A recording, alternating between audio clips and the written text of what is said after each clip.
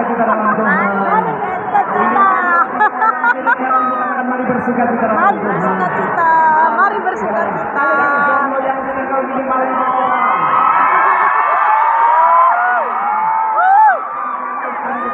Kali aja di sampingmu adalah masa depannya. Semuanya bersukacita, amin. Yang bersukacita tepuk tangan sekali lagi sorak-sorai yang paling meriah buat Tuhan. Saya mau bilang saudara, saya percaya bukan kebetulan kita ada di tempat ini, tapi semuanya dalam rancangan berkat Tuhan. Katakan amin. Artinya apa? Semua yang hadir pasti diberkati Tuhan. Sama-sama bilang sama saya, aku pasti diberkati Tuhan. Anak cucuku pasti diberkati Tuhan. Bilang kanan kiri, kamu juga pasti diberkati Tuhan. Bilang sama mama. Sekarang kita tepuk tangan sorak-sorai yang paling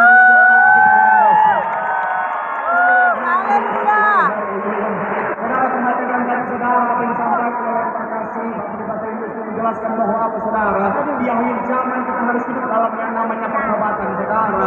Kenapa? Karena tanpa pertobatan kita tidak bisa menerima yang namanya keselamatan yang sebenarnya sudah Tuhan sediakan bagi setiap kita. Itu kenapa gembala sidang kita selalu menyuarakan tentang apa? Hiduplah dalam pertobatan saudara. Dan saya bilang saudara, ketika saudara dan saya hidup dalam pertobatan, maka dampaknya, konsekuensinya adalah apa? Setiap langkah kita adalah langkah berkat. Katakan amin. Sama-sama bilang sama saya hidup dalam pertobatan. Sama-sama bilang sama saya langkah berkat. Amin. Ketika saudara dan saya hidup dalam pertobatan, maka langkah kita sementara menuju pada keselamatan yang sudah Tuhan sediakan bagi setiap kita. Katakan amin.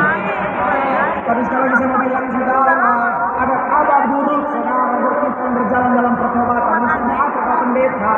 Ketika kita berjalan dalam jalan keselamatannya Tuhan, ketika kita hidup dalam pertobatan, ketika kita berjalan dalam jalan kebenaran, itu sudah senang kita diberkati Tuhan. Itu sudah senang kita mencapai rancangan keselamatan yang sudah Tuhan sediakan bagi setiap kita. Itu kenapa saudara, kita yang sudah hidup dalam pertobatan, pastikan kita berjaga-jaga, pastikan kita selalu sadar dan waspada. Sama-sama bilang sama saya sadar. Sama-sama bilang sama saya waspada. Sama-sama bilang sama saya berjaga-jaga. Suaranya masih suara kurang makan berat. Ini makan malam semuanya sepertinya. Sekarang sama-sama bilang sama saya sadar.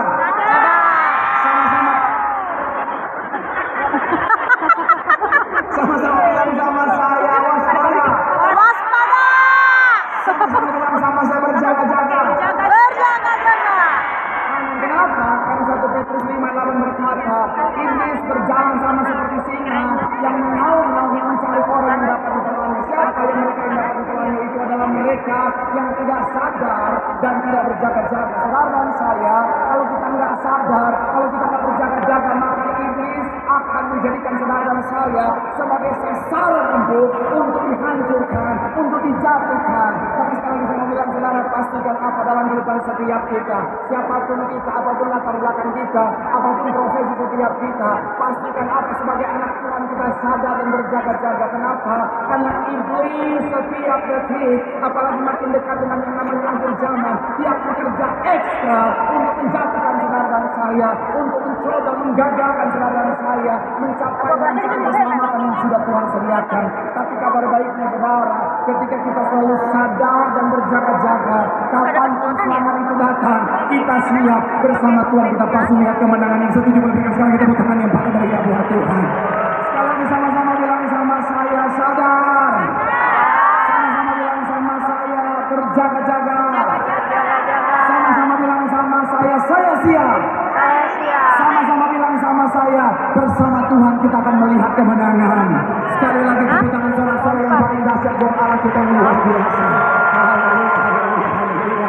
Dan saya bilang saudara, bicara tentang salah satu kunci untuk berjaga-jaga di akhir zaman adalah senantiasa hidup di dalam pengakuan tubuh dan darah Yesus. Mantap.